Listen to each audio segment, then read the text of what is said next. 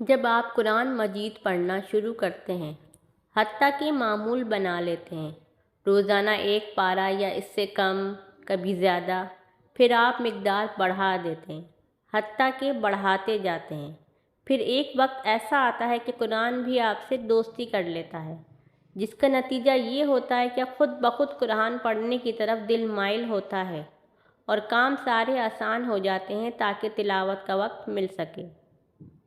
پھر جب قرآن آپ سے دوستی کر لیتا ہے تو تلاوت شروع کرتے ہی آپ کے دل کی تاریں قرآنی حروف سے جڑ جاتی ہیں اور لفظوں کا اتار چڑھاؤ گویا آپ کی روح کا لطف ہوتا ہے۔